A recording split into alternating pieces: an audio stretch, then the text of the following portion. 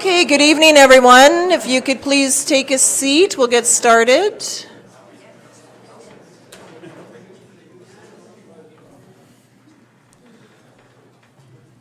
Okay, thank you very much. Thank you. Good evening and welcome to tonight's special council meeting of Monday, September the 16th. And as we begin tonight, I do wish to acknowledge that we are meeting on the territory of the Sooke Nation, and we wish to express our gratitude and our respect for their long-standing connection to the lands and waters that surround us. Thank you. And okay, excellent. So we have this meeting, and just for everyone's benefit, a special meeting is a meeting that is not in the schedule. So regular meeting schedules of council are set in December for the upcoming calendar year. And as we need to have meetings to move new business or any business along, we put in the special meetings. So that is why this meeting is here. So on that note, council looking for approval of tonight's agenda as it's circulated with the inclusion of additional materials on the yellow pages. Moved by Councillor Beddoes and seconded by Councillor Logans. Any questions? See none. All those in favor? Opposed? And that's carried unanimously. Tonight's special meeting has been set specifically to address a number of public hearings. So before we go into that, I do have a statement to read, and this will pertain to all items on tonight's agenda. So this public hearing is being held pursuant to the Local Government Act. At this public hearing, any person who believes that their interest in property is affected by the proposed bylaw will be given a reasonable opportunity to be heard or to present written submissions respecting matters contained in the bylaw that are the subject of this hearing. Copies of written submissions received to date are available. It is important that all who speak at this hearing restrict their remarks to matters contained in the bylaw, and it is my responsibility as chair of this hearing to ensure that all remarks are so restricted. For those of you who wish to speak, please at the appropriate time, commence your address to council by clearly stating your name and municipality of residence. Then you may give us the benefit of your views concerning the proposed bylaw. We do not require your resident address. Submissions must be received before or during the public hearing in order to be considered by council. Members of council may, if they so wish, ask questions of you following your presentation or submission. However, the main function of council members this evening is to listen to the views of the public. It is not the function of council at this public hearing to debate the merits of the proposed bylaw with individual citizens. Everyone who deems his or her interest in property to be affected shall be given the opportunity to be heard at this hearing. No one will be or should feel discouraged or prevented from making his or her views known. Please note that this hearing forms part of tonight's special meeting of council and as such is being video recorded. Videos and their contents, including any personal information disclosed during the public hearing, will be posted on the district's website. So on that note, we will move into item 4.1, which is a zoning amendment bylaw number 738-600-72, 2019 for 2365 Church Road. I'll turn it over to our staff for the presentation. Thank you, Your Worship. Before our Manager of Planning presents the item, I'd just like to advise that Council has in front of them 6 pieces of correspondence with respect to the bylaw 738. 4 itemizing safety concerns. 1 is a letter of support, or sorry, 1 of safety concern, 1 is a letter of support, and 4 voicing concerns over parking and or traffic.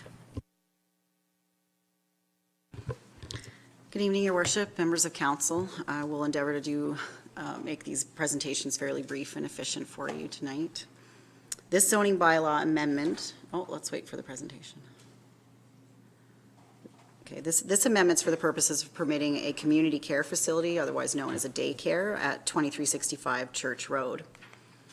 The applicant's applying to amend the zoning from large lot residential R1 to community facilities P2. The applicant plans to convert the existing single-family house to allow for 12 infant toddler spaces in the upper level and 16 to 18 preschoolers in the lower level if given approvals to move forward. The site is approximately .07 hectares in size and is located north of the town center in a residential area. Surrounding land uses include large lot residential R1, small lot residential R3, and rural residential RU4.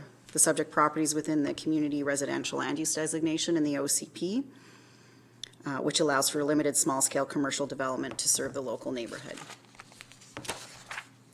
The proposed community care facility will be within a 10-minute walk of Journey Middle School and Poirier Elementary School. It is within the vicinity of the proposed 133-unit residential development at Wadham's Farm and Church and 244-unit BC Housing, affordable housing sites on Drennan. So there is a BC Transit stop within 300 meters of the site on Helgeson Road. On the slide, the gray lines indicate sidewalks and the green dotted lines indicate trail connections. Playing fields and parks are shaded in green. This table outlines the differences between the large lot residential and the community facilities zone. As this is a conversion of an existing single-family dwelling to a community care facility, a side lot line variance will be required prior to building permit issuance. There will also be a parking variance likely needed as the outdoor space requirement of 6 square meters per child constrains the amount of parking that can be developed on the site, but that would be addressed at time of development and/or building permit, not in this rezoning application. This is just an image of the house from Church Road, and the applicant does intend to do a number of facade improvements as well as some changes to the landscaping in the back. The image on the lower left-hand corner of the screen is of the rear of the property off of Felderhoff Road. The curb is rolled, and this is where access to parking would be at the back. There's room for 2 parking stalls at the front at this time. And again, it'll be addressed through a development building permit application process. And any variances would come before council for approval. And that is a public process, and notifications would go out to neighbors for that. That concludes my presentation. The applicant is present if council wishes to address any questions directly to the applicant. Thank you. Thank you. Councillor Beddoes. To staff, is on sewer there? Through your worship, yes, it is. Thank you. Councillor Bateman. Now, the licensing and the number of children is a matter for the Vancouver Island Health Authority. Is that correct? That is correct. Have we heard yet whether a license has been approved for a certain number of children? No, the general practice in the past year is they'll submit a license application and we'll get a notice to the district asking for planning to sign off. And I haven't received that yet, and I'm not sure actually if the applicant they haven't submitted their Could we ask They're the waiting for applicant whether? What we'll do is we'll just see if there's queries for staff, and then we could ask, invite the applicant, just so you're not here and there, just see if there's anything. So if you just hold on to that, Councillor Bateman. Councillor St. Pierre? My understanding from a previous application for a daycare was that the requirements when changing to this type of zoning for noise abatement and visibility in the terms of higher fencing, I believe. I was wondering if this, maybe I'm wrong, you've got a look that says I'm wrong. But I was wondering if, given some of the concerns by some of the residents, whether or not this might be the case. I believe you're speaking of any landscaping screening requirements in the zoning bylaw, and those again would be addressed through the development permit and building permit process. Councillor Beddoes? Yeah, I've had a look at the property a couple of times, just up there before the meeting, and I was a little concerned about those supposed 4 parking spots on the side. It looks pretty tight for 4. Did our staff measure them out, or how'd that work? Through your worship, no, absolutely not. We did not go out and measure out the parking. It's just a zoning application at this point. What will happen is when they submit for either a building permit or likely a development permit, because their renovations will probably exceed the minimum cost, so and initiate the need for a development permit, that's when we would confirm. I do have, and this is for concept purposes only, you're not approving a site plan. This is what the proposed site plan would show, and so they understand they would have to meet the parking dimensions requirements, so there would be some cutting into that landscaping, some new grading that would have to be done, and the applicant is aware of that. And again, this is just a concept. This may change at time of application. And also part of the development application process would be any requirements for a parking study or parking analysis, a traffic analysis, especially if they're asking for a variance permit. So those would be part of justifying those things. Okay, Councillor Bateman? I was curious, Felderhof, seems to be some limited street parking along Felderhof. Is that accurate, or are there parking guidelines along Felderhof? Through your worship, street parking is permitted on Felderhof. In the case of this daycare, this isn't something where everyone's driving there and is parking for the day. It's It's drop off. intermittent. Yeah, daycares have very minimal impact when it comes to that sort of thing. And usually, corner lots are a preference in most communities where there is street parking on both sides of that corner. That's not necessarily the case here, but it's a smaller daycare as well. Yeah. I guess the concern might be that everyone's showing up at very specific windows of time, morning and afternoon. Usually, I mean, most people here that have attended daycares, it's there's a 2-hour window where people are 2 coming and hours, going. okay. It's not Excellent. all within a half hour, 15 minutes. Thank you. Councillor St. Pierre, then Beddoes? Just to revisit the fencing, sounds like the development permit stage would be the time to actually see about asking for basically something for the neighbors to try and keep things quieter for them. Is that the case? We wouldn't normally require, through your worship, a sound attenuation wall, just because it's a daycare next to, we don't require those for playgrounds and schoolyard sites that have residential abutting them. So that wouldn't be the case, but any kind of screening requirements in the zoning bylaw would have to be addressed, so fencing. Councillor Beddoes? Yeah, there was a little confusion over the numbers. I heard the numbers 12 and 16, 12 on one floor and 16 on the second. Is that correct when you read that out? I probably got it in here, but I think I will defer to the applicant to just confirm in case those numbers, those were estimates that I provided. okay, because I see we're up to 40. Yeah, up to a 40 really maximum of- alarms me for that small a place.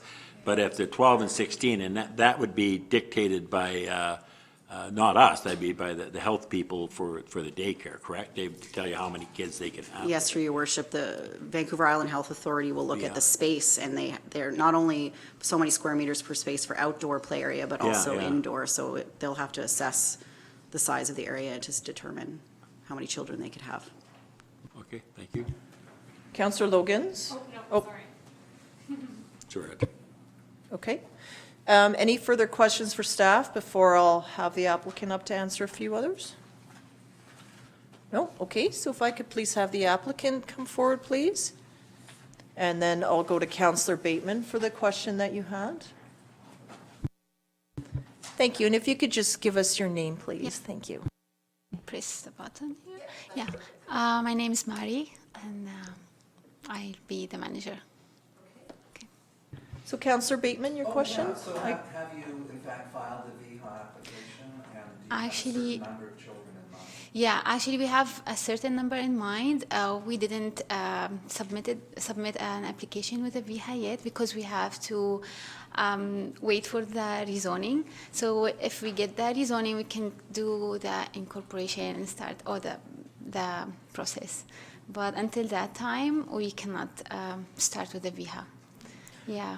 And what is that number of children? Microphone.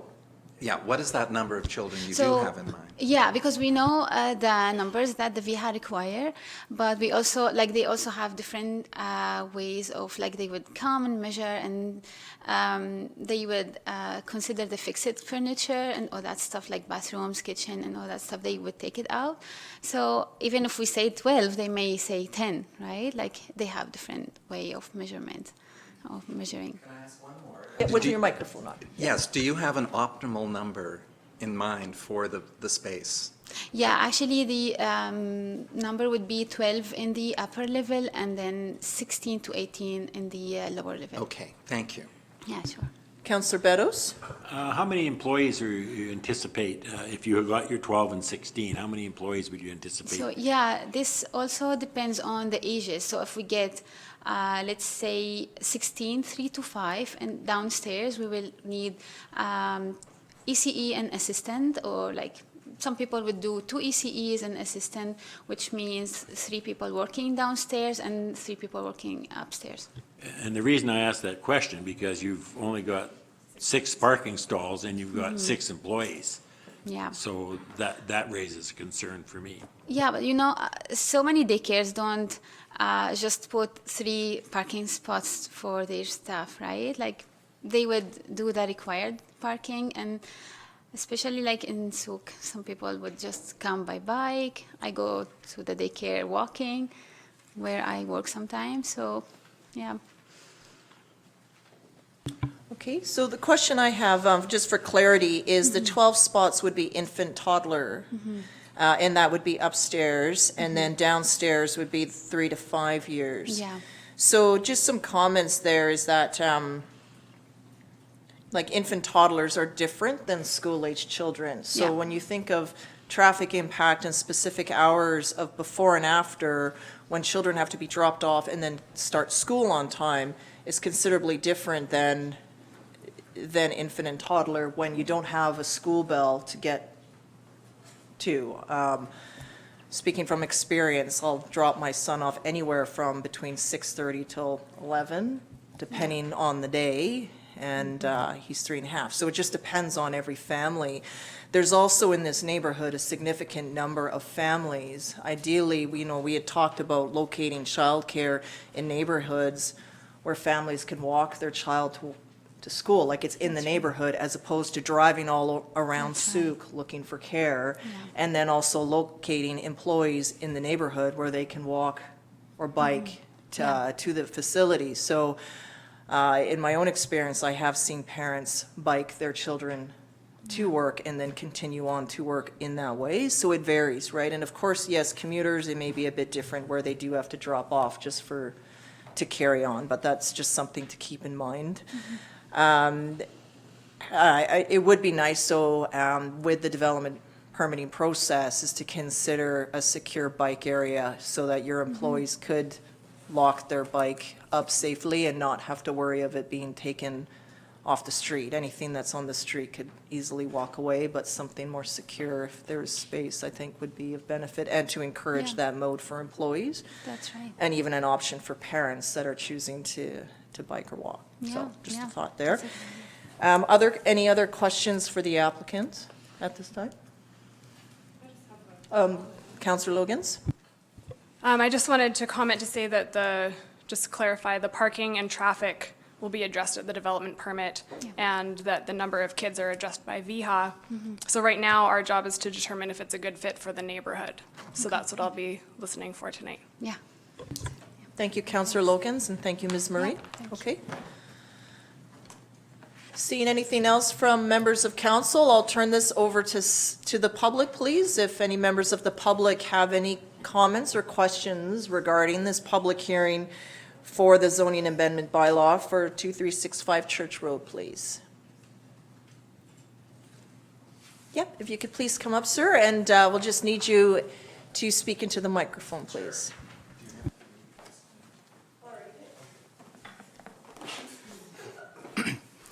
My name's Craig. We live on the adjoining property on Felderhof. The fence line is roughly 6 feet from our house, from our kitchen window, and maybe 15 to 20 feet from our master bedroom window. With my wife being a shift-working nurse, the noise during the day would be a serious concern as she's working at night and sleeping during the day. So noise would be the number one complaint, and then some of the councillors addressed some of the other concerns, such as parking not covering the number of staff potentially, and traffic and whatnot. So that's it. Thank you. Thank you very much. Other members of the public, please?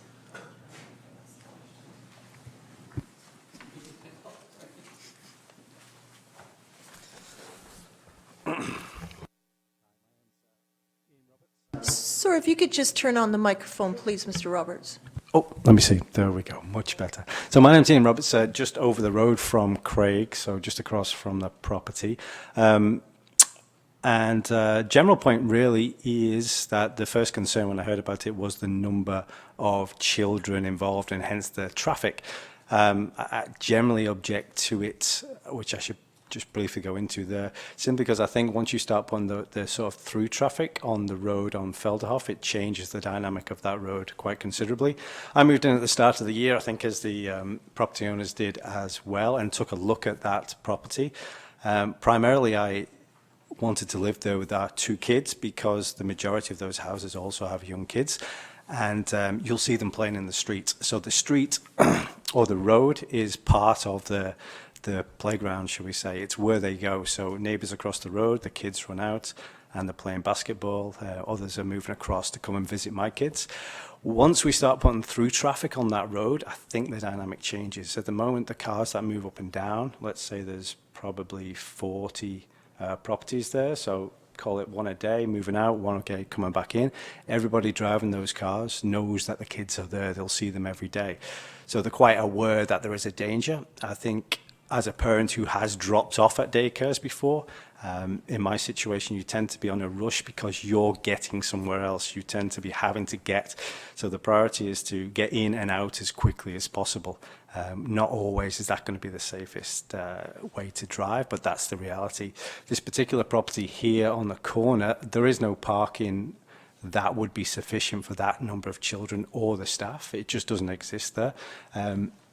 The front road, Church Road, is at the property is at the very top of what is a blind hill. So if you're coming up, what will happen is the parents will pull in as quickly as they can to drop off the kids.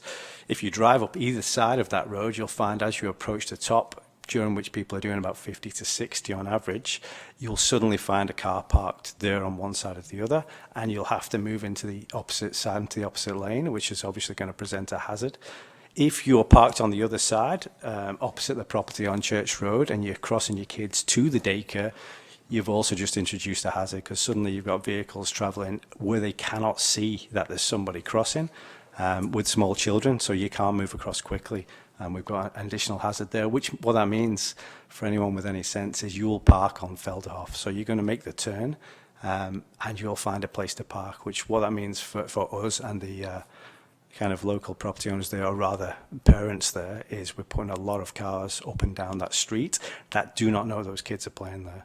So I would imagine if those numbers, the number I heard was 40 children, which caused me great concern, because then we're talking about, we'd have to say 1 car per child. People are not going to be going by bike. It would be great if they did, but in reality, that's unlikely, simply because it's the top of a hill. I have tried to pedal small children up hills. It really is quite a lot of work. So you're going to jump in the car and you'll run them in the car. So we're going to have 40 drop-offs. We're going to have 40 arriving and 40 leaving, 40 arriving to pick up and 40 leaving. So we'll have 240 additional journeys past the front of the houses. What this will mean is that the kids can no longer play basketball, they'll no longer be on their skateboards in the street, and suddenly the street will be a place where they have to use extreme caution, as opposed to now, what makes it a nice place to live is that kids can go across the street to play with each other. It's not a dangerous place for them to be, and so we can relax as they go over to the house to the friends. So that's my primary concern. The other items were more specific, and perhaps this is not the right place for them, but I have seen the property and I do have, well, I have an opportunity to say some concerns. I looked at it when it was listed, and in no way is that big enough for anywhere near 40 children. I believe it's 50 square feet per child.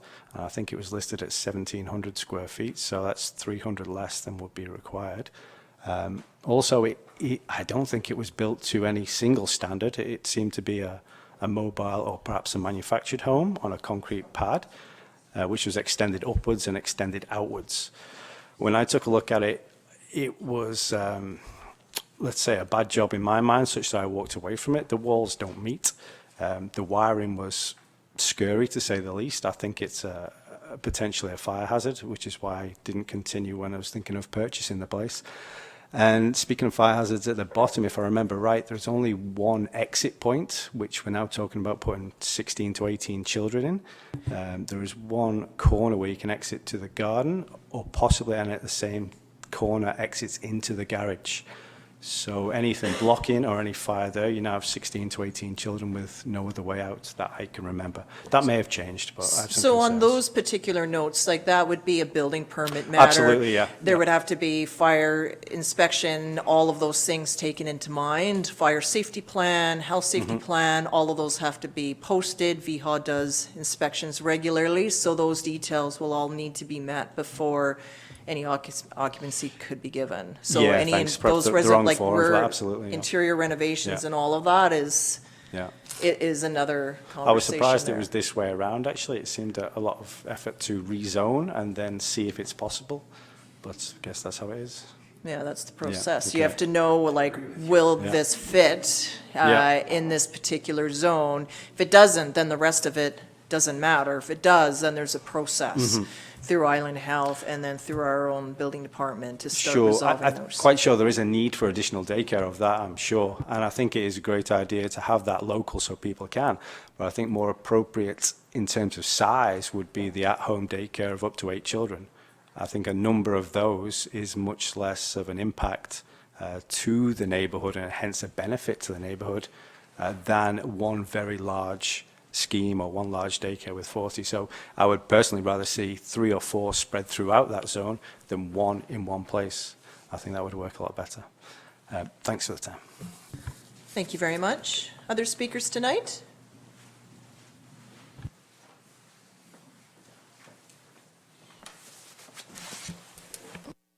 Sorry. Hi, my name's Karen, and I'm a homeowner at the next property, 2359 Church Road and 2355 Church Road. I'm concerned regarding parking and safety, and maybe this is not the proper meeting yet, but will the parking be deemed residential in front of those homes? And on the adjacent streets, so to ensure that those spaces are available for the people living in the homes there, and that people using the daycare would be strictly using the daycare spots for coming and going, pick up and drop off. Just wanted to make that point, and I'm also concerned that it is a blind hill, and for anybody trying to come across that hill, cars go very quickly, especially people with children. It's just quite a dangerous spot. There, thank you. If we could have a response on parking, please? So just a reminder, this is for zoning, and any variance permit regarding parking will come to council, and that's when these things should technically be discussed. But it's a street is a street, and it's for anyone to park on, whether it's business, residential, unless that street is deemed to be parked by permit only for those residences. And I don't believe we have any streets like that in Sooke at this point. That's a process that we haven't undertaken. So whoever's wanting to park on the street can park on the street. It's public right-of-way.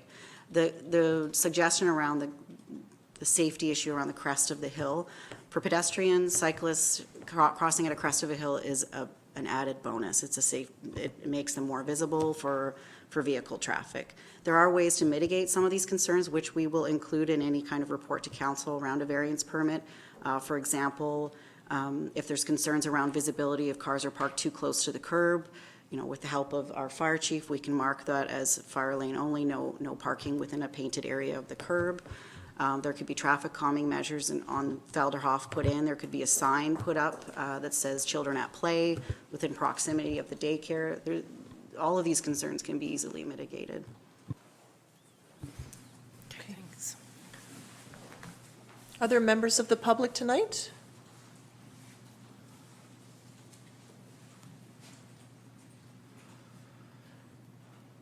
Call for a second time for any members of the public?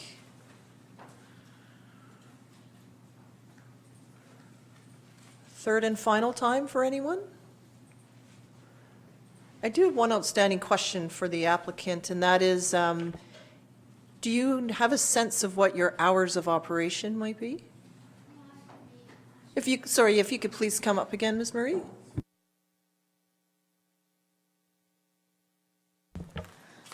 So I think most people would like to, not most people, some people would go to work early, so they would like to drop off their kids by 6, some of them 8, so we will start from 6 to 5.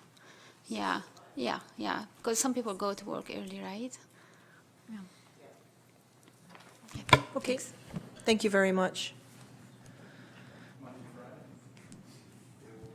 I'm hearing 6 to 5 Monday to Friday, and many daycares, it depends.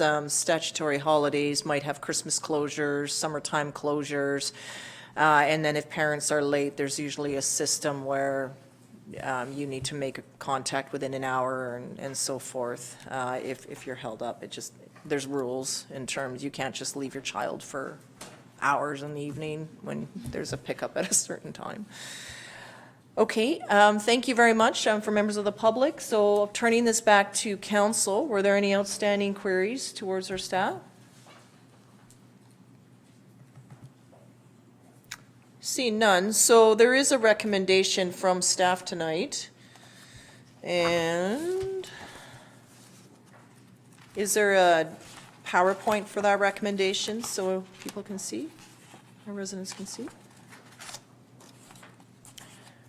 So first and second reading have moved, so tonight the staff recommendation is to that council give third reading to the bylaw cited as zoning amendment bylaw number 738, 600-72, 2019.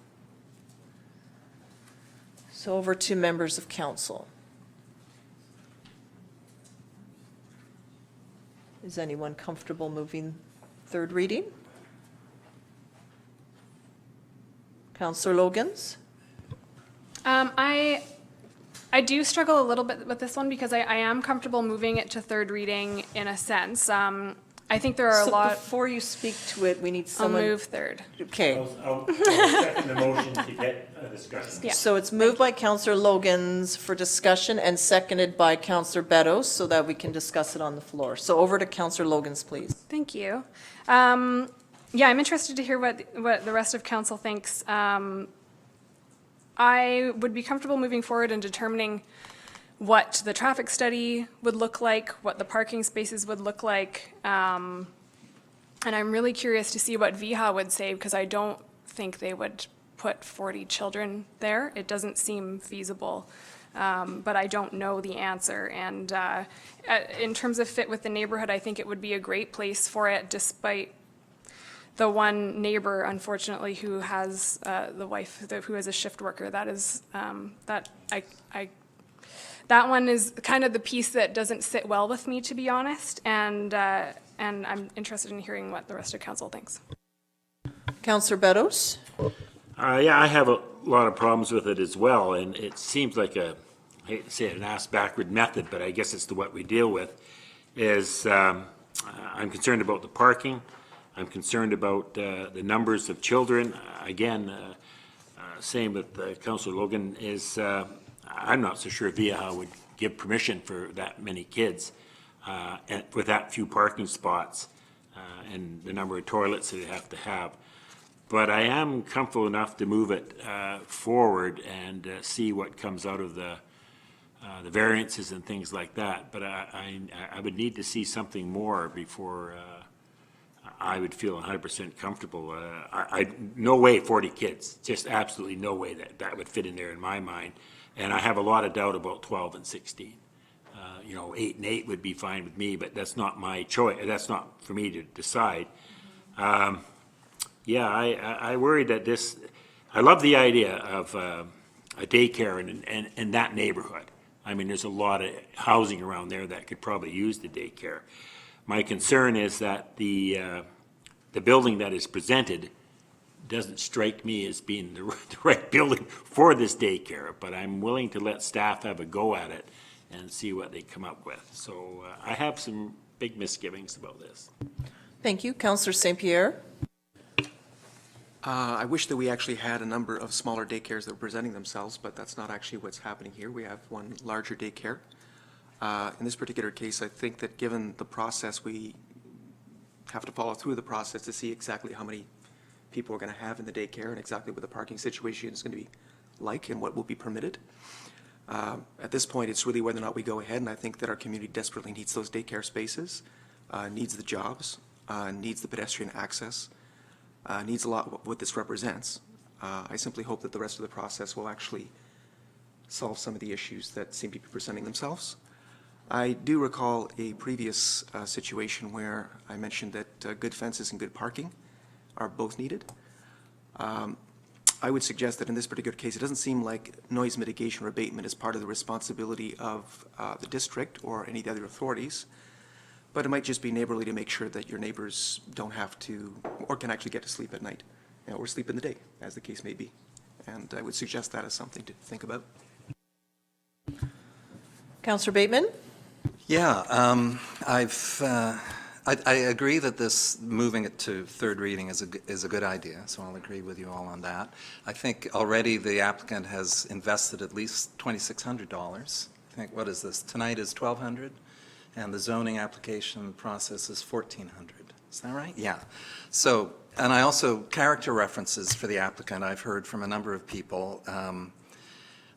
She's a very capable mom and also a wonderful addition to our community.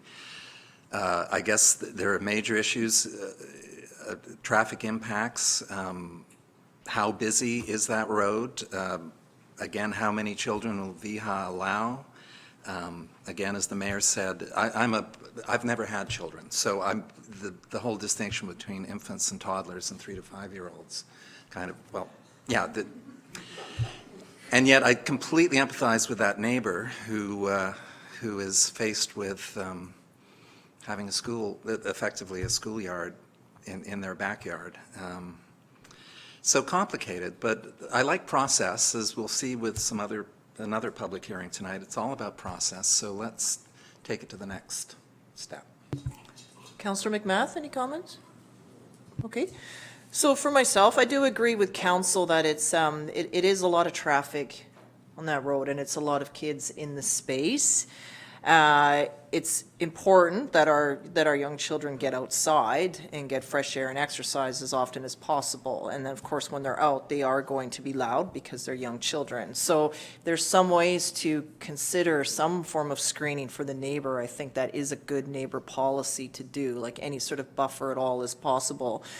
That is, I'm familiar with Church Road, and it is difficult. So if you are coming down from, say, Otter Point to Helgeson and down, crossing the road there is, even at the top of the hill, there is a sightline issue if you park on that other side, because on the directionally challenged, on the one side of the road, there's a bike lane, so there is no parking on that side of the road. So then if you park on the opposite side of the road, then it's getting across and back, and traffic does come quickly. So that's an issue. If you were to go up Church Road, it's awkward to turn around at the top.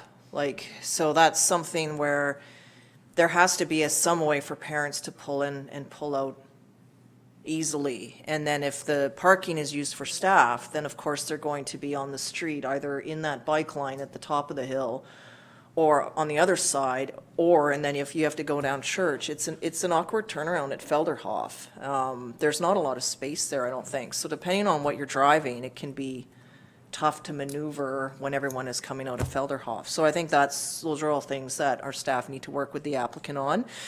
I am hearing sort of 30 children.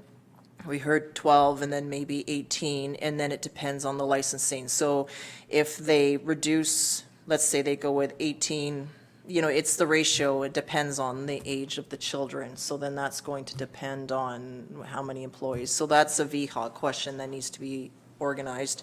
And then, of course, all of the interior details are all up to code in VHA. They're very strict about these things.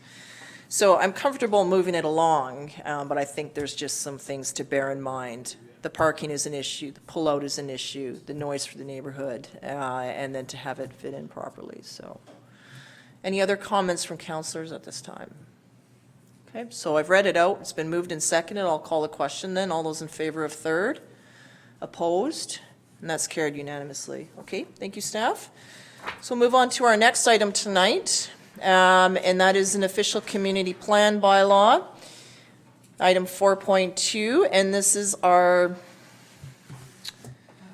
Let's see, official community plan amendment bylaw number 742, zoning amendment bylaw number 741, and this is in regards to cannabis production micro. So I'll turn it over to Ms. Campbell, please. Thank you, Your Worship. I'll just interject for one moment just to advise that in your supplementary package, there's a submission on the cannabis bylaw that was made at the July 22nd meeting when it had first and second that has been provided for your information. Thank you, Your Worship, members of council. So this is a zoning bylaw and an OCP amendment for cannabis production standard and cannabis production micro, so two categories. A report for information was provided to council on May 27th, 2019, and then again on June 10th. At the June 10th, staff were directed to prepare the necessary bylaws and/or policies related to the regulation of cannabis production. An official community plan and zoning bylaw amendment have subsequently been drafted, and first and second reading were granted on July 22nd and are being presented tonight for consideration of third reading. The proposed amendments were informed by extensive research and engagement consisting of discussions with staff from other municipalities, such as, but not limited to, the City of Kamloops and the Regional District of Central Kootenay. Stakeholder engagement, including meeting with individuals interested in operating cannabis production and some existing operators in Sooke. Staff also organized a tour of a soon-to-open cannabis production standard facility in the CRD in June, and it was attended by both staff and members of council. Also, an online survey was prepared for the general public. This survey received 166 responses. Key findings included the following. Half of respondents said they are not concerned about cannabis production in Sooke overall. Proximity of production facilities to schools, odor, and the overall number of production facilities were the specific concerns related to cannabis production most selected by respondents. Most respondents, about 60%, agreed that the district should differentiate between the large scale, so standard production, and smaller scale, which we're calling micro. And finally, in terms of location, respondents were most supportive of cannabis production taking place in industrial areas or rural and/or agricultural areas. The proposed official community plan amendment consists of removing and replacing an entire section, Section 6.0, Part 4, temporary use permits. The proposed amendment would allow cannabis production micro on rural zone properties that permit agriculture intensive as a use and on all commercial zone properties excluding the town center and any CD zones. It's recommended that this section of the OCP also be updated generally to properly align with the Local Government Act. And to be clear, that's where in our OCP it refers to temporary use permits being allowed for only up to 2 years.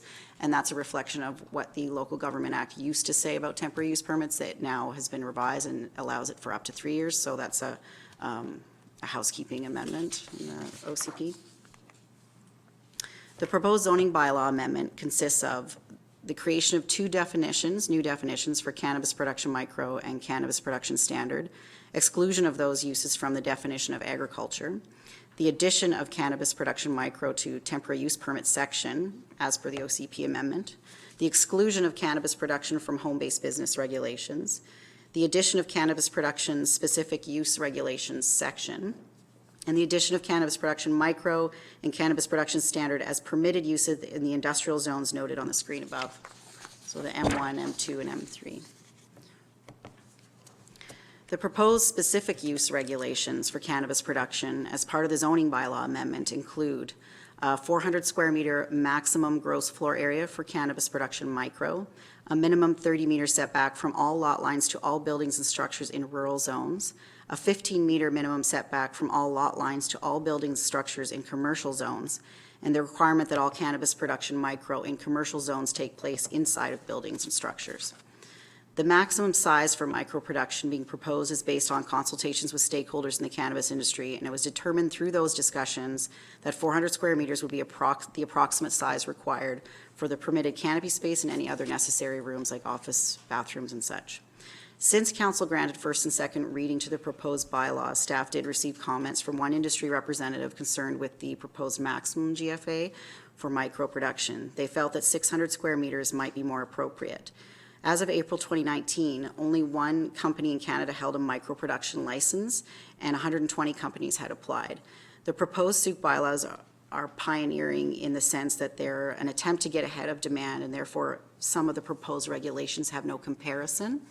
So examples for council and the public's benefit, visual benefit, examples of Sooke developments with similar size in the 400 square meter to 500 would be the Sooke Brewing Company's 340 square meters, CIBC Bank is 415 square meters, RBC is 370 square meters, A&W is 500 square meters, so it gives you a sense of scale for the micro production.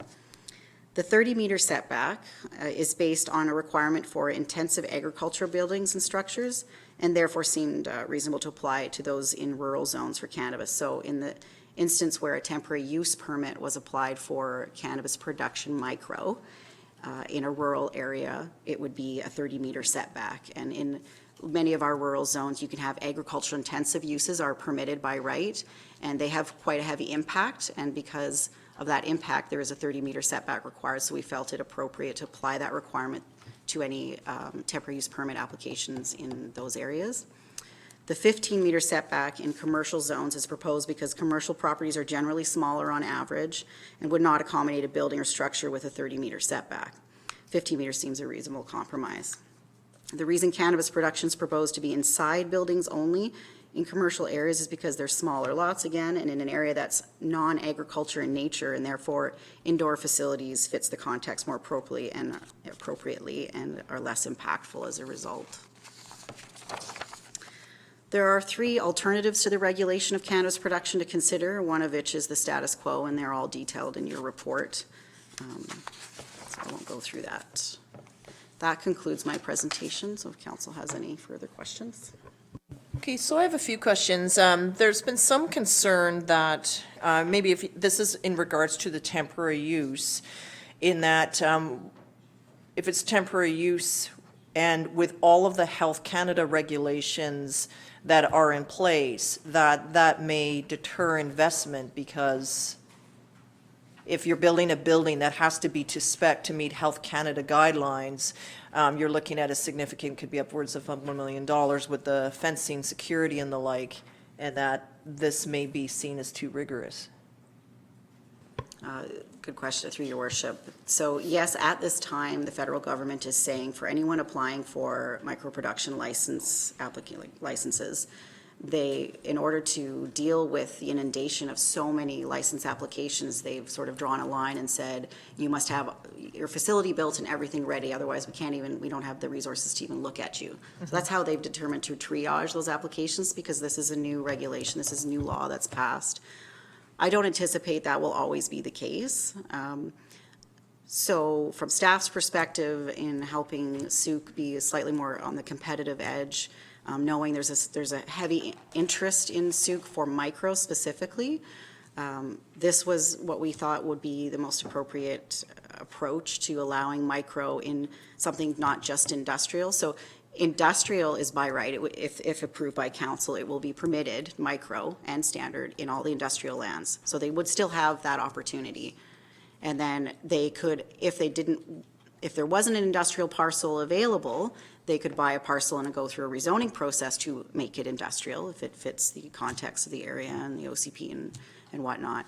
And then if it's not one of those 2 options, they have the option, as many have come to staff and said they'd like, is to apply for a temporary use permit. They wanted zoning by right, but to allow micro production cannabis in rural residential areas or any commercial zone without knowing what the real impacts will be, because there's no examples for us to compare, it seemed high risk. So the alternative was a temporary use permit, which over time, after the year, 2, 3 years, if we are tracking there are no impacts, we can go back. The zoning bylaw is a living document, and we can go back and make it a by right and adjust the conditions. But this seemed a way to allow that market to come in. I strongly suspect that those regulations from the federal government will change as the standard production facilities start to eat up some of that market. Right, because what we're seeing so far are some facilities that are upwards of 50,000 square meters in size, which is significantly larger than what we're proposing of the 400 meters and so. So that's the difference between the craft and like the smaller craft versus the big names. So local craft, I guess, versus Molson Canadian, if you were to compare beer, I suppose, as an example, that's one to go on. The other one is, so when we refer to cannabis production, would this be, would the use then be, say, the growing of plants, or would it also be creating a derivative from the plant? Like an edible or some kind of topical or soap, I don't, skincare, I don't know, like it's changing all the time in terms of what's coming on. So is this strictly for small craft growers, or is it also, or is it to take plants and to convert something else, like an edible? Thank you, Your Worship. So in one of the amendments for the zoning bylaw, we've been very specific in our definition for micro and standard. And rather than having a multitude of definitions for cannabis production, cannabis processing, cannabis whatever, we combined it all in one. And it seemed to be the modus operandi of a lot of other municipalities throughout Canada, actually. So with cannabis production micro, it's the cultivation of cannabis in less than 200 square meters of area, whether indoor or outdoor, and the processing of less than 600 kilograms of dried flower permitted through Health Canada. So it's based on the Health Canada licensing. That's where we pull those definitions. Yep. So it would be all of those processes under one definition in the zoning bylaw. The federal government will manage the licensing component of that. They'll still have to get multiple licenses, but for the purposes of zoning, there was no perceived impact if you have separate definition. Right, so that's where Health Canada would determine whether it's plants and whether or not you can grow the plant and create something out of it, or if you bring plants in to create a derivative. And that's where Health Canada then assesses and determines on those particular licenses. Correct. Okay. Through your Councillor worship, to Betts.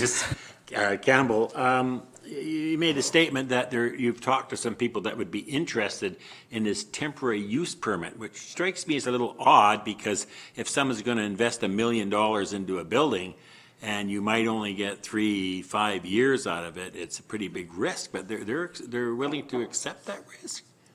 Through your worship, Councillor Beddoes has caught me backstepping there, his eagle ears.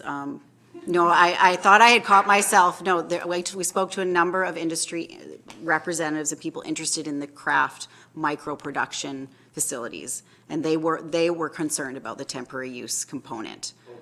They would prefer to have it permitted by right in any zone, of course. Why would you want to have to go through rezoning and ask permission for anything? So, but staff justified why we think temporary use is the safer, more risk-averse, but still pioneering and Sooke special zoning approach. Well, it sounds like quite a big risk for somebody to come in and saying, yeah, I'm going to try this, and I'm ponying up $1 million, and 2 years down the road, bye-bye, but interesting, but that's all I can say. If I might add, through your worship, so there may come a time in the very short future where they're not required to produce a fully built facility. And so then we have the opportunity then to allow the micro, it's already allowed in the industrial if the zoning goes through, but in the agricultural and commercial zones, we can still use the temporary as a testing case for if it's okay in those areas. So in terms of temporary then, if, just for clarity, that because this is new industry, well, not new legal industry, I should say, it's a way then to monitor and determine neighborhood impact and all those like, and the impact overall before, and that's where the smaller ones are not yet known, because so far to date, it's only been large-scale producers doing the very, like in Delta, 50,000 square foot greenhouses, it's massive. 50,000 meters, I would say. Yes, okay, Councillor St. Pierre, then Councillor Logans. Through your worship, I have quite a few questions. Some of them relate actually to what's going to happen with the definition in terms of agriculture and whether or not it can be grown on ALR land. I'm quite curious about how that works out, mostly because I don't think we'd be rezoning ALR to industrial to allow cannabis to be grown on ALR land. That would be moderately ridiculous and difficult to do. So this sounds a lot like cannabis would no longer be grown on ALR land at all. Is that, No, through your worship, ALR is farm, and the Agricultural Land Commission can permit the growing of cannabis in the ground, is what they've said to date. Maybe that will change, but no, we wouldn't be able to supersede the ALC regulations. okay, so through your worship, I'm curious, why would a potential grower want to go to the trouble of getting a temporary use permit when they could simply buy a parcel of ALR land and just go ahead and grow? The expectation is that it'll be very difficult to get permission to grow in ground based on the amount of security that would be required, whether it's micro or standard. So although the ALC has said you can grow cannabis as a farm product, but only in ground, I suspect that the producers will find it very hard to meet the federal requirements for their product, but that's yet to be determined. But there's nothing in these proposed bylaws that restrict the ALC, no. Okay. But except there would be specific use regulations that would apply. So if they're in a DP area that requires a development permit, we would make sure they're meeting setback requirements and such. Okay, I have a few more questions. One of them would be, if you had someone that purchased ALR and wanted to actually put up a structure, potentially open ground, but a structure to basically surround and keep their place secure, I don't think we have a building permit process for that. Would that be up to the ALC, or? I believe at this time, the District of Sooke does not require building permits for farm structures, but maybe yeah, so we Okay. do not require them for farm structures. Just seems like a weird one. The next question was, we have a maximum versus minimum. So the industry was saying that a minimum size would be around 400 square meters. We've set the maximum to 400 square meters. Is that where the 600 was coming in? No, the discussion through engagement was that we estimated with the stakeholders that 400 square meters would be Sufficient? sufficient to meet the needs. All right. So if I could add to that, so council can, if you determined you wanted to increase that, you can do that as an amendment, I believe, prior to adopting third reading. And I think If you my wanted last- to change the 400 to 500, More? 600 or something, that council could do that Doable. as an amendment. And my last question is around temporary use versus zoning. If I was interested in this type of, business, I would probably want to simply go to a zoning to appropriate industrial instead of going through a temporary use permit. And that would actually allow the district to have the tax revenues, of an industrial zone. Would that not be, we could still apply limitations in terms of nuisance and so on and so forth? I didn't see that specifically as one of the alternatives. Has that been considered as an alternative? That's always an option for an owner looking for land. They could choose to rezone to an industrial zone, particularly if they're looking for other benefits of that industrial zone. So, for example, if we went for alternative number 3, which basically specified certain industrial zones as being permitted for cannabis, we would have a certain amount of control. We wouldn't have the temporary use. We wouldn't have a chance to check over a period of time. But we could actually insist on industrial as the type of zoning that's required and ask for that type of rezoning. So if I'm following you, Councillor St. Pierre, council could decide to not permit any or any kind of production on rural or commercial as a temporary use or any other, and just remove that as an amendment and choose just to have it in industrial, if that is what you chose. But it's removing options, I suppose, for smaller parcels of land that might be cheaper for someone to buy as a rural residential, for example, or some interested stakeholders they have their own rural residential property and they're interested in building something on their property where their residence is and having a micro production there. So you wouldn't have a residence in an industrial zone property, for example. So less flexibility. Thank you. Just to Councillor St. Pierre, so it was earlier this year that the ALC made the changes in regards to cannabis and then the change of definitions. There has been pushback from the UBCM because of the lack of local government input into that decision. It just happened. So there is a position paper that is illustrating some of the concerns by local government, but in this case, it still requires Health Canada approvals, even if it's on ALR land.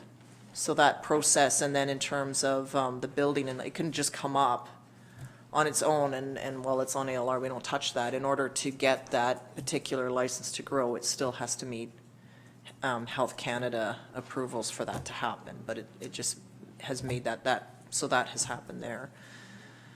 Okay. Other, Councillor Bateman, please. Yeah, thank you for this very full process and report, and I was looking back at the comparison chart that was delivered to us at the Committee of the Whole meeting, and you looked at 10 different communities, 2 of which, Central Kootenay, which I assume is Nelson approximately, and Ladysmith, were the only 2 that discussed micro-cultivation. And in both cases, they exclusively looked at industrial land uses for micro and standard cultivation, and they said no to commercial. So can you explain why they would have said no to commercial and why we are saying yes? I suppose they're even more risk averse. It depends on how their stakeholder engagement went about. If they have more industrial land, less interest in microcraft. Sooke, the community of Sooke, is a craft community, whether it's beer, soaps, or cannabis. So this was a way to create an opportunity for that sector of the industry in this region. Gives us a bit of a niche. I hope so. Yes. Now, the commercial use for micro-cultivation of commercially zoned C1, 2, 3 properties, that would be outside the town center? Exactly. Yeah. Okay. And do you anticipate, on a commercial piece, would that almost be a storefront style micro-cultivation? No, through your worship, no, production is like a Production's warehouse type thing. There Okay. is no, and that was why, addressing things around proximity to schools and things like that was a non-issue, and it is the same in every other municipality. This isn't like a storefront. There is no drop-in public access. Nobody's going there except the people Right. that work there, yeah. Like the Canna Park, right? Very much a secure venue. Thank you. Yeah, at this time, consuming on site has, this is why there's the whole retailers, of which we have some that would be able to sell specifically, but you can't grow, produce, and sell all in one location at this time, whether it's federal or provincial. So there's different systems. So there's a place to grow, there's a place to produce something, and then there'd be a specific retailer that would be licensed to sell, of which we have 2 now that are provincially licensed. So they're very specific for that. That said, things can change over time. So this is just where we're at right now and the laws that we have that are prevailing at the moment. Some questions you can ask the federal candidates on where things are going to go, because I suspect that there's different views on it from government as a whole. Other questions from members of council? To staff, Councillor St. Pierre? Just wondering if we could be able to include something like I guess a form and function? No, a form and character. Is it form and character? There's obviously concerns over, what a warehouse-like operation might look like next to, a regular RU4 or something along those lines. But I know that growers have traditionally been pretty good about hiding their growing, and maybe this sort of thing could be encouraged in the future, because it might make all the neighbors quite happy. But in this case, this is where there's a 30-meter setback on all sides, right? So that would be from the road. You'd have to be 30 meters in, 30 meters in, so. But good question in terms of. Through your form and worship to character. Councillor St. Pierre, we will, if a development permit is triggered, we will always look at form and character, because there's everything's covered by DPRA and Sooke, basically. So we'll push for the most appropriate design in that area that. Anything else from members of council? Okay, so I'll turn it over to members of the public, please. And this would be specifically on cannabis for the official community plan amendment bylaw number 742 and zoning amendment bylaw number 741. Ellen Lures. I just wanted to comment under the temporary use permit, because you can't build under the temporary use permit. You can't put a building on, so I don't think that's something that anybody would look at. You can't put up a building. Over to staff for that answer.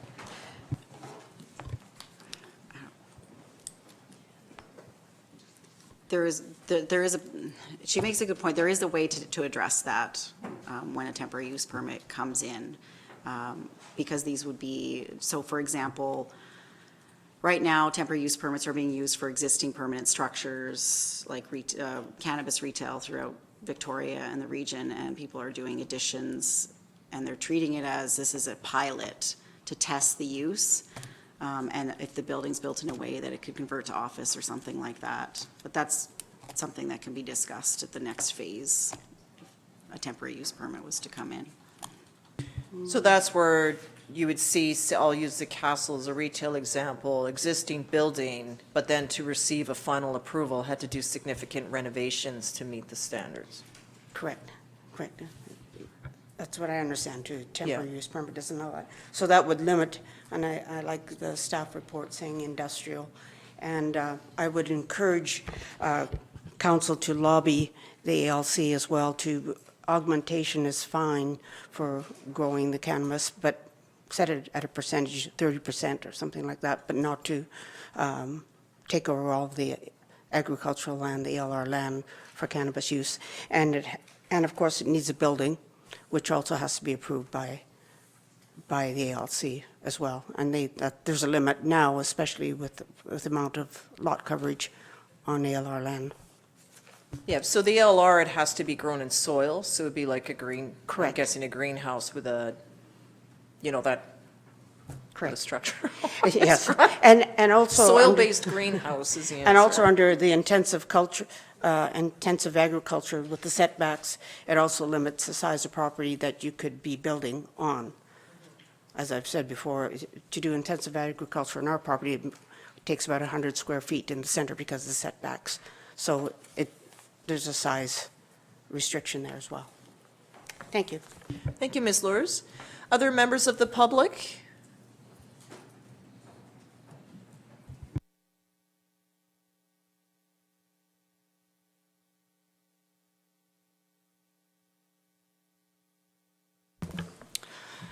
Scott Taylor, 5449 Sooke Road. I just wanted to just talk about opportunity for Sooke, and I believe if there is a temporary permits put on the commercial side, there's only a few commercial properties I think that would even be in this zoning. I just don't think it would even give an opportunity for us to even connect with the industry. I've had plenty of talks with the industry that is very interested to potentially come to Sooke and do production here. And the risk factor goes up once you add on top of the risk factor that's already there with dealing with the federal government. Once you put a temporary use permit on, the risk factor just goes through the roof for them. And they have no interest in coming to the commercial side, at least the ones that I've been talking with.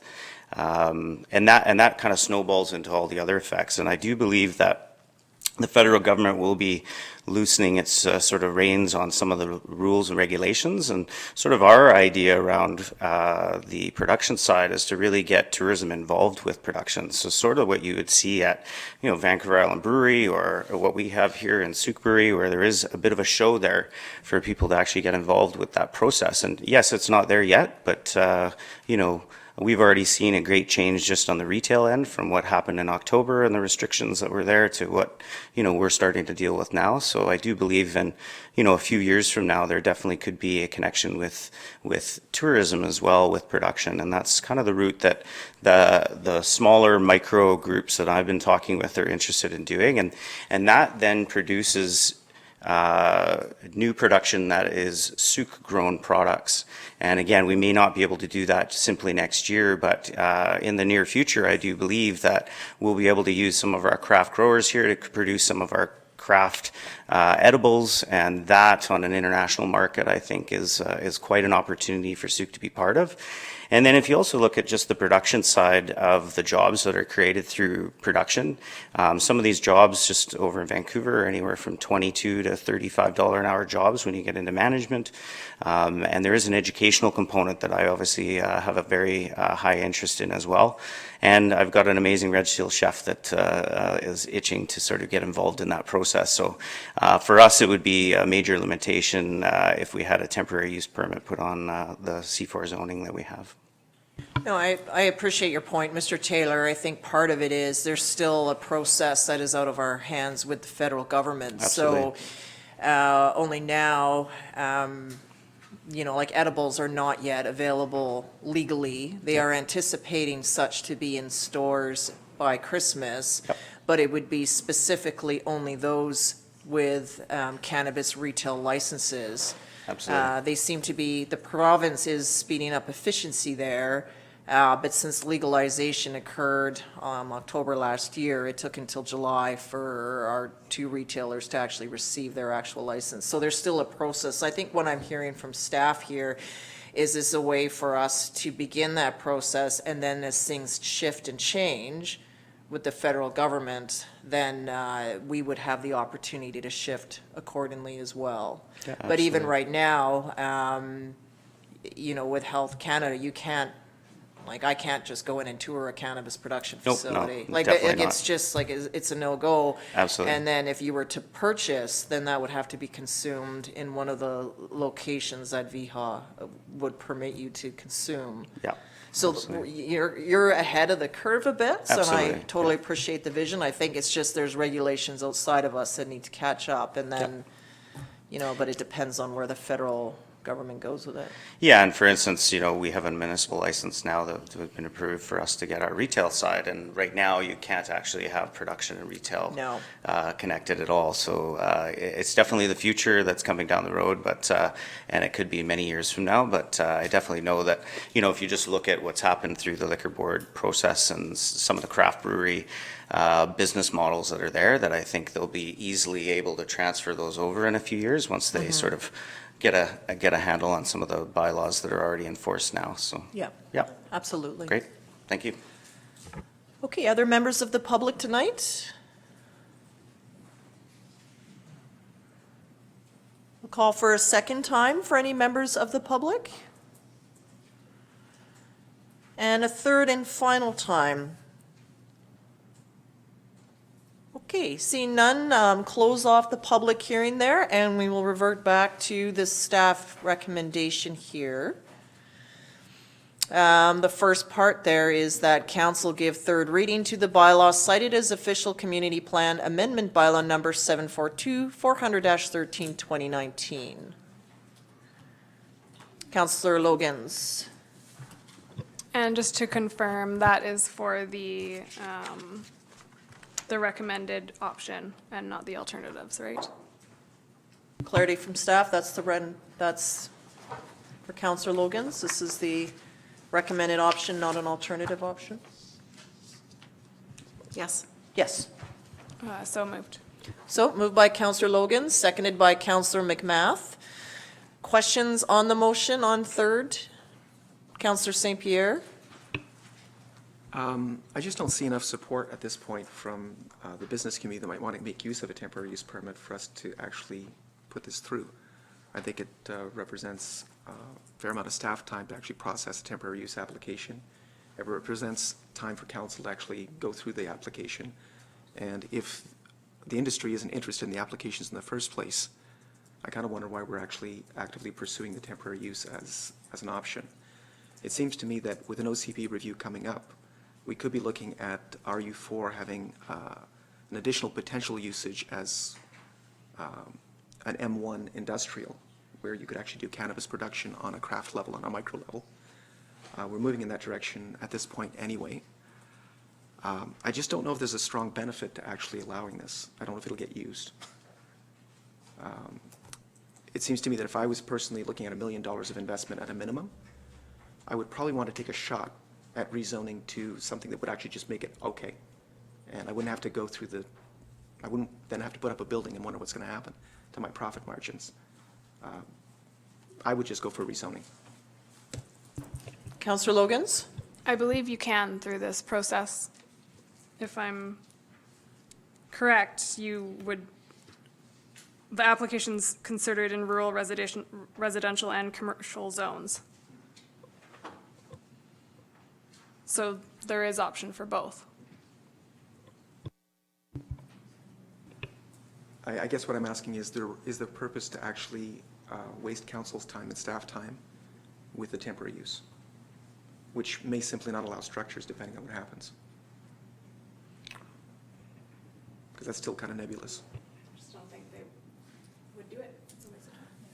I think they would, the option is there, and then until even, the craft industry doesn't exist yet legally, right? Like, it's still just mass producers that exist, that are supplying. So there's that element to think about, and edibles are not available yet either. That could change. The federal government could say, you know, we're not doing this, and then the whole production, like, it'll all change. Like, it's actually a decision that we can advocate on, but we don't have any say over in terms of that. So that piece is not like edibles are in the store yet, and so we don't have the processing place even in place here. So I see your point, but it's an option, and if someone wanted to pursue differently, I'm guessing they would progress an industrial zone, and we would look at limitations of the use in that zone, that it would then be specific to certain things only. That's what I would look for. But this is an option to test it. We may have some in a commercial zone already that are already trialing a product, even to see if Health Canada, and if it even if there's a market for it. I'm thinking of an edible because I'm aware that there is that happening, where people are testing edible type products, but whether or not it even resonates with the market. So they may, you know, you watch Dragon's Den, people, not that I watch it all the time, people trial things and then there's no market, it dies, but they gave it a go and then they don't. So why would you rezone? Well, you just try something temporarily.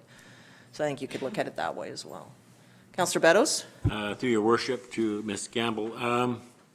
So if we had this document passed and the landscape shifts, we could amend it and change it to whatever we want. So I'm pretty comfortable with proceeding because you have something on the books better than having nothing on the books. And when the landscape shifts, we'll be able to respond. If there's a lot of landscape shifts and people are interested in doing this in our community, then we can respond to that request. But rather than, you put a lot of work into this, or somebody has, I assume it's the staff. It's quite comprehensive. I know it's at the beginning stages of this very long process with what we're dealing with, but I'm pretty happy with proceeding with it as is. And I understand the concerns about temporary use. They were my concerns too. But I'd rather have this here now and deal with it a little further down the road. But yeah, I'm okay with it. As you say, Councillor Beddoes, it gives us a start. It's breaking new ground because we have nothing. So it's a way to go, and then we can continually receive feedback from our other local government peers in terms of what working and what isn't working. What we're hearing is not working is large scale, lots of odor, all of that, and how that's changing the neighborhood. So whereas this conversation has yet to evolve. Yeah. Councillor Bateman? Yeah, I would agree with those last two comments. Given that the last October the Cannabis Act was passed, and that makes it incumbent on us to update our OCP and zoning bylaw in some way, shape, or form, and it's entirely amendable as we see the changing field moving ahead. To me, the regional market is more or less being cornered, I feel, by the BC Canna Park in Otter Point at the regrettably named Sooke Business Park, since it isn't in Otter Point, and the JDF will get those taxes. It's designed for 53 micro growers, so that's quite the Sooke region craft market is well served by that facility. Interestingly, in a situation like that, I think their zoning is for the, what do we call it, the standard, cannabis production standard, and within that structure, they're able to, at very good rates, allow micro growers to come in. They have the security, they have the power, they have the packaging, marketing, distribution, all of these elements. So, yeah, and I could go on, and I won't. Thank you. The other point to consider, Councillor, I will, is just before I turn back to you, is that while it may seem that that particular area might have cornered the micro growing, there is still the production side. So depending on how legislation evolves, you could then have a locally grown craft product move to a local outlet that then would create an edible of some sort or a topical, and then that would be their business. And then it would move to a local retailer to sell, right? So those are some opportunities. So and that's why I was asking about what production meant and the creative element of what you can create. So that still exists for us. But you had another follow-up question or comment? Just quickly related to the extra materials supplied by Mrs. Lewers, the district does have an excellent cannabis page on its website. And I noticed public education is a big piece around the rollout of all of this, this new era. And maybe on our page, we could easily add a piece on the health and impacts of cannabis, just as a place like Leduc, Alberta, rather famously introduced, Alberta's ahead of us, and I think it was last year, Leduc introduced a cannabis rules public awareness campaign, and they had a cartoon figure named Buddy the Spokes Bud, and that created a lot of hue and cry because it was thought that it might encourage children to smoke. So they rolled that back, but they still have a public awareness campaign, so. Yeah. And while I don't disagree with you, Councillor, until we receive our fair share of cannabis revenue, that problem needs to be addressed by the federal and provincial government. 75% has been transferred to the province, and the intent being that it went up from 50 to 75, that we would receive at least 25, and we've received nothing. And Alberta, while being ahead in some ways, their provincial government is refusing to send any down to local governments. So only Quebec and Ontario are sending some. So I do have a notice of motion coming to that effect because we are being downloaded on, and I have an issue with that. Okay, that's a conversation for another day. Any other questions before I call the question on third reading? Okay, so I'll call the question on third. All those in favor? Opposed, and that's carried unanimously. And the other recommendation is that council adopt the bylaw cited as official community plan amendment bylaw number 742 400-13 2019. Move adoption by Councillor Logans and seconded by Councillor Bateman. Any discussion on adoption? Councillor St. Pierre. Just a question. What's the difference with this one and the previous? This is an OCP amendment, so we can adopt it in the same evening. Thank you. Okay. All those in favor? Opposed? That's carried unanimously. And then we move to the zoning amendment bylaw number 741, 600-73, 2019. And the recommendation is that council give third reading to the bylaw cited as zoning amendment bylaw number 741, 600-3, 2019. Moved by Councillor Logans and seconded by Councillor Bateman.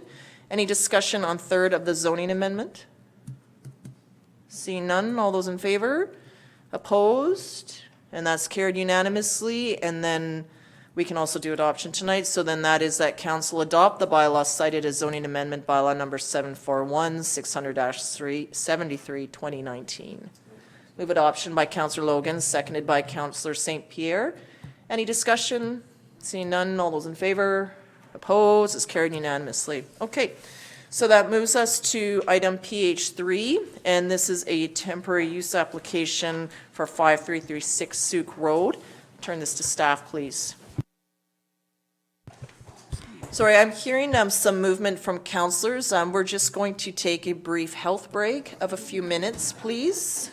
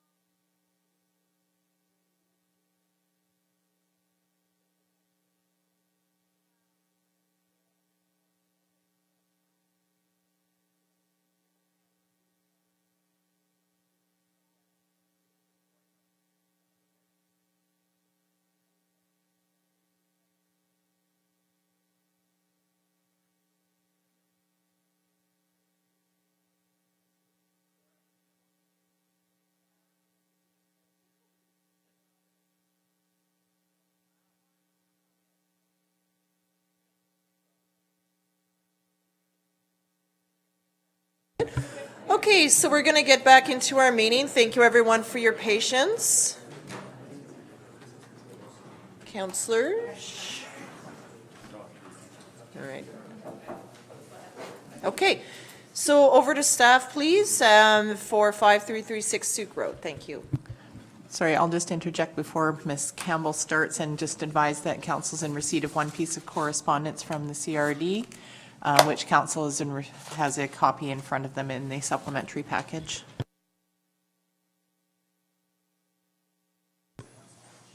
Okay, thank you, Your Worship.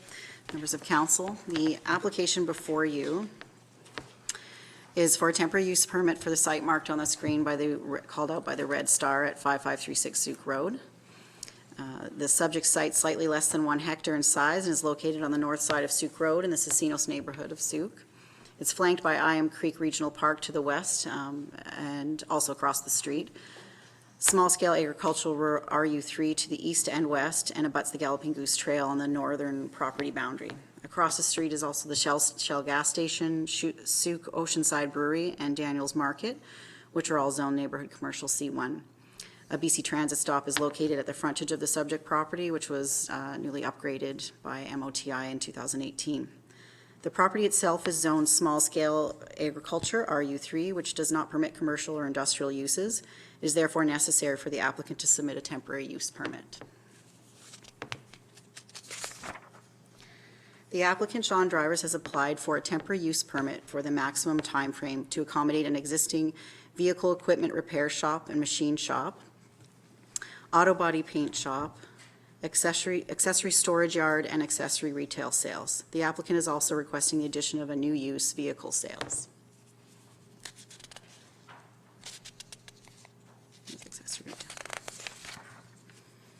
I'm just going to walk you through the site with some images.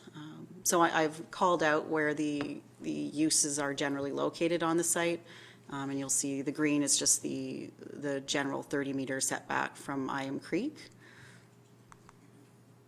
These are some images that were taken a few months ago while standing on Sooke Road, both across the street at the Shell station and then standing at the top of the driveway. Here's some other images on the site. There's an RV that was part of a bylaw infraction that's been since addressed. This image at the top right is a view west towards the paint shop, so just on the other side of that truck. And then the lower left corner is looking south down the access easement, so the Lewers Farm is on to the left, and then the driver's property to the right, and the easement is on the driver's property. And then the other image is looking west from the northeast corner of the property. This is standing on the drive aisle looking towards the storage yard, so in the direction of Iam Creek. And this is just some of the storage at the top of the retaining wall in that area. And this is just looking head on at the top of the, standing at the front property line, north towards the main building. This is just images of steel racking that would be used to strategically mark the 15-meter riparian setback from Iam Creek. It's staff's understanding and observations that materials have yet to be fully removed from that area, including the relocation of steel racking shown on the slide. These are some images taken of the storage area adjacent to the creek and on top of the rock wall. Again, just a reminder, these were all taken a couple months ago. Yeah, so just looking, let's see, so the image on the top left corner is while standing at the edge of the creek, basically looking up at the rock wall, and the applicant has covered some of the storage areas with temporary tent structures. And then the other images are just what's in the area of the riparian area right now, or at that time. Staff is recommending refusal of the application due to insufficient information. Most notably, a rainwater management plan. Staff has not received a response from the applicant after several attempts to obtain the information. Staff notified the applicant that if requested information was not provided by a certain timeline, the report would have to go to council with recommendation for refusal, and so it has. In the recommendations section of the report, staff has indicated that given council direction to the applicant to submit an application in order to move toward conforming, council should waive policy 9.1 prior to decision on the application on point of procedure. The staff report includes alternative options for council consideration on pages 9 through 11 in the public hearing package. Should council choose to issue a temporary use permit, staff strongly recommends that it include the proposed conditions and associated timelines laid out in the report and any other added conditions council sees fit. And council has the discretion to alter the timeline for the temporary use permit also if they so choose. That concludes my presentation, if there's any questions. Thank you, Ms. Campbell. In the report, there was also comments about, I think it was a landscaping bond or some rehabilitation. I don't know if that's the correct word. Can you comment a bit on some of those items, please? So through your worship, so there was a number of things outstanding, some of which can be addressed through conditions of an approval if council chose to move forward to that. So a landscape estimate from a landscape architect for the materials needed to repair, remediate the riparian area. And then obviously entering into a landscape agreement with the district and providing bonding for that. The rainwater management plan, I requested information on the heights of the buildings. All the conditions are listed. Fire protection analysis for the large steel structure has been asked for by our building safety group. And yeah, those are the main issues. The rainwater management plan was the most immediate one that came after, to be clear and fair to the applicant, when the original application was circulated internally through a referral process. We got a number of comments, both internally and externally. Some comments come in after the fact. We even recently received some more updated comments from the CRD as a result of the notifications, because they are an adjacent landowner. But one of those amended referral comments included a rainwater management plan. The site had since been paved, and so since we do not receive a lot of temporary use permits through the District of Sooke, and it's fairly new to some staff, there wasn't a full understanding that you could require a rainwater management plan through a temporary use permit, but noted that the importance of paving a site like that so close to the creek, it seemed appropriate to, when sending the new referral comments, that also included some other comments from other external agencies, to include that as a evolution of the application process. Okay, thank you very much. Questions from council? Councillor Beddoes? Yes, again, through your worship to Ms. Campbell, I noticed in the application they're talking about a vehicle sales. Now, that wasn't an existing use of that property. I mean, non-conforming that hasn't been done there before. Is that correct? This is a new? That's correct, and that's why in the report, staff would be recommending that not be included in a temporary use permit. Temporary use doesn't It doesn't generally meet the definition of historic non-conforming. Okay. And the rainwater management hasn't been done, the landscaping estimate hasn't been done, height verification of buildings hasn't been done. Is that correct? That's correct. Thank you. Councillor Bateman? Yeah, through you to staff. I'm curious, council approved the zoning amendment, or adopted zoning amendment bylaw on January 28th, and I've been waiting, I think we're all been anticipating this evening for some time. Can you give me a timeline in terms of what's happened with this file over these last 8 months? Because I suspect the applicant has been, you've been working with the applicant to varying degrees over that period of time.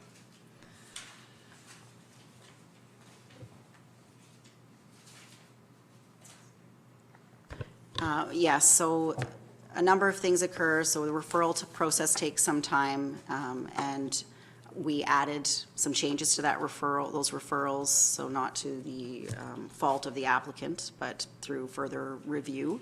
So as a result of that, we extended the timeline for when we would bring this to council. Add into the fact there was no meetings in August. The original goal was to have this before council in July. With changes in needing a stormwater management plan and a number of other things, not getting information on, we added time. So I reached out to the applicant July 8th, then August 19th and August 23rd for that information, and did not receive it and felt it needed to move forward. And thought we'll give council all their options and Thank you. from there. Councillor St. Pierre? Through your worship to staff, I'm just curious, given the application is it seems to be incomplete and the recommendation is not to pursue, was there a specific timeline involved when it had to be brought back to council, or was it just felt that it had gone on long enough? I'm just curious about that piece. Through your worship to Councillor St. Pierre. So on July 8th, staff sent the applicant an email with attachments of the updated referral summaries and laid out specifically some things that we needed to receive and asked for it to be received no later than August 7th in order to allow time for review and to meet the September 9th council deadline at that time. And if not received by that date, the report must go forward with a recommendation for refusal on the grounds that it lacks the detail required to make an informed decision. So then I proceeded to go on vacation for the last week of July and the first 2 weeks of August with the expectation that when I returned that the information would be waiting, and it wasn't. And then I followed up with the applicant when I returned on the 19th and hadn't received any information or update, no response. This referral on the July 8th was also sent by mail as well, not just email, and set up as my emails were sent to get a read receipt as well. So they were received. Councillor McMath? No? Okay, Councillor Beddoes. Yeah, to Mr. Campbell again. This letter from the CRD, which you just received on the 16th, there's quite a lot in it. Have you had an opportunity to digest it and apply it to our situation? To me, I'm quite surprised to get this at this late date. So through your worship, as mentioned before, that is a response as a adjacent landowner, so the Iron Creek Regional Park. So they were notified, and so they responded from that perspective. The CRD did provide comments before, and these comments they've since provided are basically just saying that they support the Corvidae environmental consultant report and all of their recommendations, and are basically saying how it's important that those are met and implemented. And I noticed they say the province has a stake in it. We have not heard from the province. Yes, through your worship to Councillor Beddoes, the referral went to the DFO, Department of Fisheries and Oceans, and we got a standard templated response saying that, I think it's actually attached to the back of the report, that a landowner may submit a request for them to come and assess the creek and any impacts if they're developing adjacent, but that has to come from the landowner, so voluntarily they have to ask to request. So in my referral to the applicant, I suggested that they contact DFO, but I couldn't require it because it's a federal requirement. So in the case, just to clarify, for the information that's on page 33, this is because of the public hearing notice then has triggered this response. And like our notification to neighbors that this is coming forward. So they're responding in that way as opposed to an external referral like the other entities which comment had been received earlier. That's correct. Okay. The CRD had responded from a water, like CRD Integrated Water System Department, they had replied. Okay. But the Parks group had not. This is their response now. Got it, okay. That's why it's coming in this way. I see, okay. Other comments or questions from members of council? Okay, or Councillor St. Pierre? Just to follow up, through your worship, if we follow staff recommendation, what would happen next? Through your worship, as noted in the report, the applicant would be unable to obtain a business license and would be continuing to be a non-conforming use, and so we would ask that council direct us on enforcement issues, which would happen in a in-camera session, I believe. Councillor Bateman? And it's true that we have been given a series of alternate council options, including adjourning the public hearing to November 12th and giving the applicant time to finally deliver what has been asked of him prior to October 25th. Thank you for the options. Okay, so we'll turn to members of the public, please. So this will be for the temporary use permit application for 5336 Sooke Road.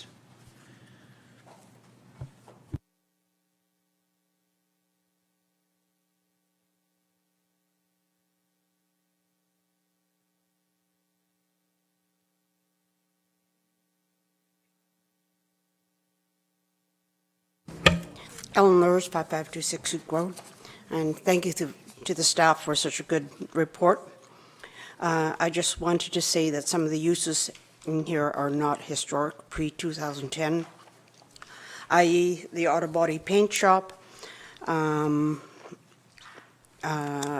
accessory retail or accessory retail sales, vehicle sales. Those were never there prior to 2010. And I can vouch for that personally, having been in the property many times, 2010 and afterwards. So that is not part of the historic pre-2010. Thank you. Thank you, Ms. Lures. Other speakers?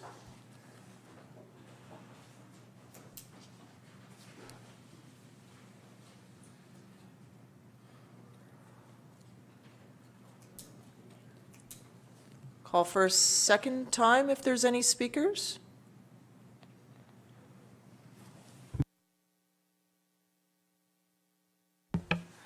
Derek Lewis, Sooke, BC.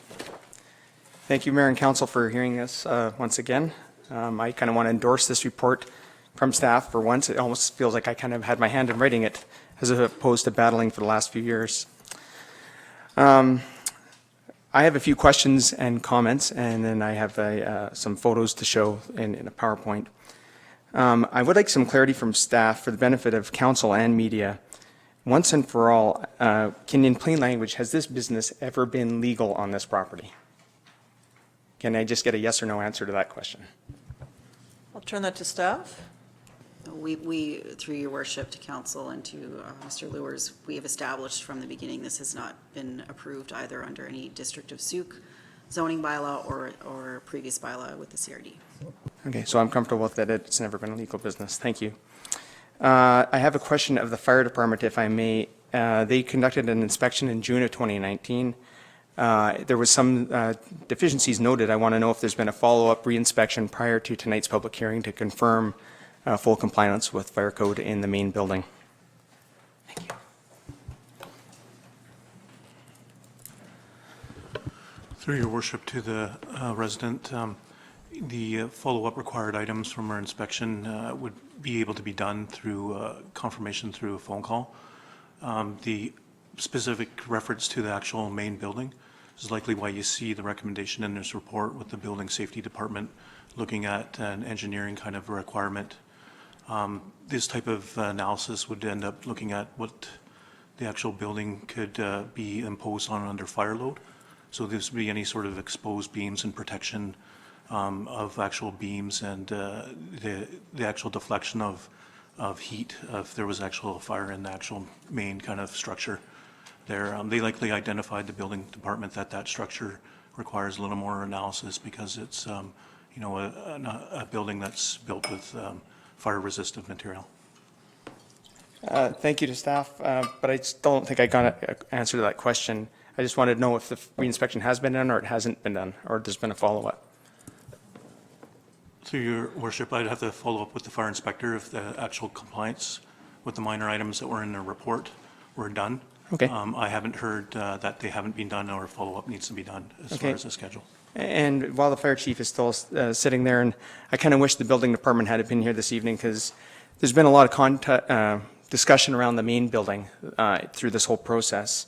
And as you'll see in the ortho photos that staff has presented, and I'll be showing it again this evening, there are multiple buildings on this site with very close proximity to each other with various building types, from temporary tent type structures with no flammability ratings on them, to wood structures, to metal roofs, to metal buildings with concrete floors.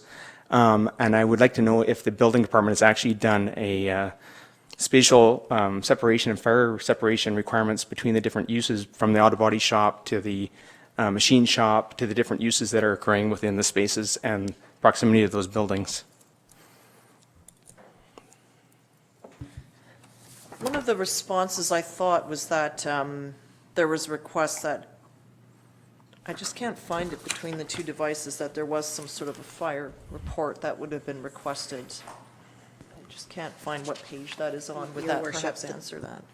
That would be on page 10 of 35 of the public hearing report. So one of the conditions, should council choose to issue a temporary use permit, would to include requiring a fire protection engineer's analysis for the large steel structure building to confirm that all the occupant life and fire safety elements in the building are in fact in place. So that's separate from what our fire chief inspections would include. This is, a consultant would do this.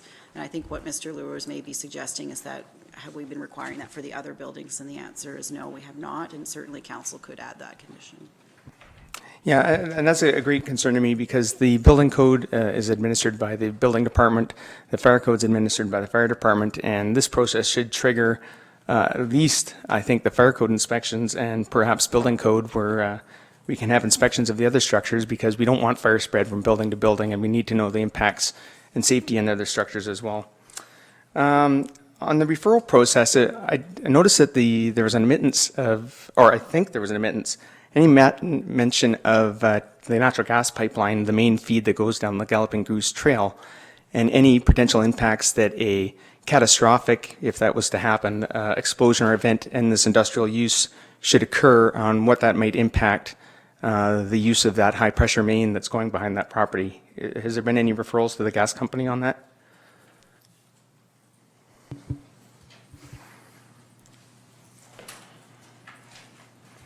Camel, I think on 32, it would be Fortis, that would be the, Yes, Over Your to you. Worship. So Fortis was referred to and they had no concerns. They would be looking at this as it's an existing use, everything's already been dug, you do the one call for if you're going to dig anything, and that's their standard response. Okay, I apologize if I missed that one. Thank you.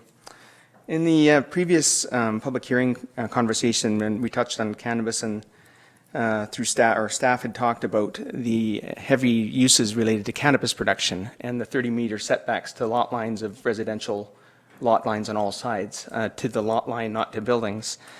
I want that to be noted in this application, the distances to lot lines from this use to the neighboring property, because not only are the lot lines close, but the actual residences in the spaces are close.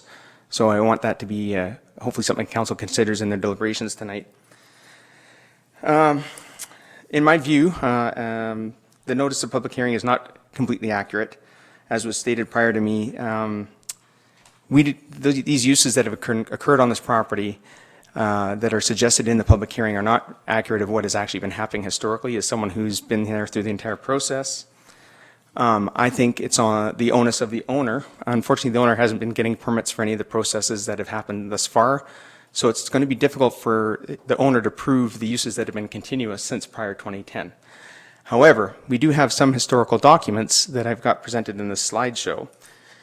And this is from BC Assessment. And you can see from the years 2009 to 2012, the owner claimed farm status right through to 2012.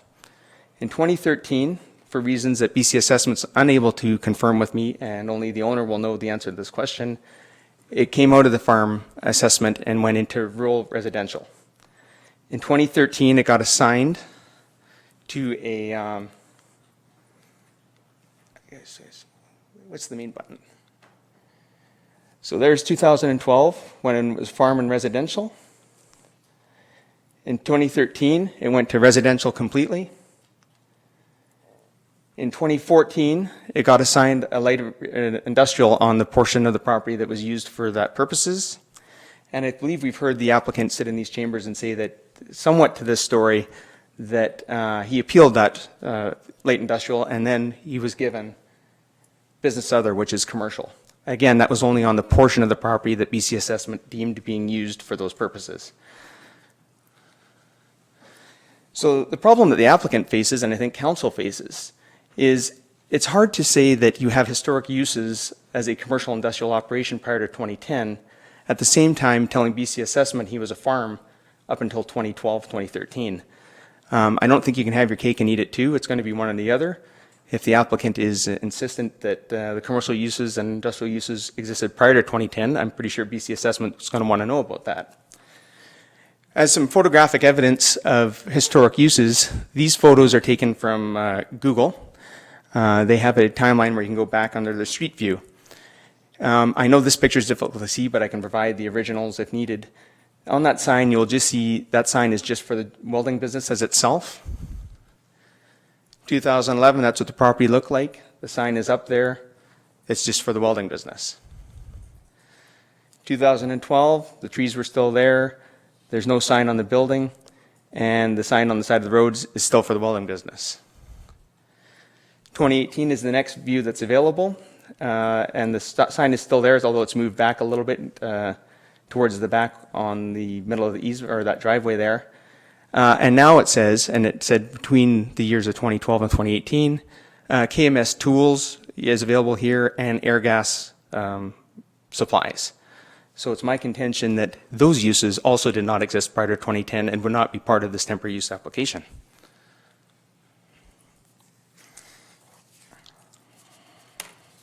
And thank you for your patience.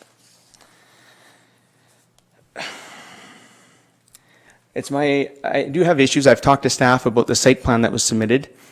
I now understand that, unfortunately, as part of process, surveys aren't required in a site plan. So the site plan here, and it's footnoted by the person who drafted it, that all the dimensions are not surveyed and provided only by the applicant. So there's not necessarily true measurements when we're looking at lot line setbacks, building sizes, and uses. And I think it's going to be difficult for staff to say there's no concerns on setbacks unless there is a surveyed site plan so that we know exactly where those buildings are sitting. There's also emissions. This is the 2017 CRD Atlas orthophoto. The circled areas are where there's conflict between the information on the site plan and the information that's in the photo that you actually see. You'll see the buildings are not quite exactly where they sit. And the lot lines don't even line up. And there is no way that in this overlay that you can get the lot lines from the site plan to line up with the site lot lines from the ortho photos.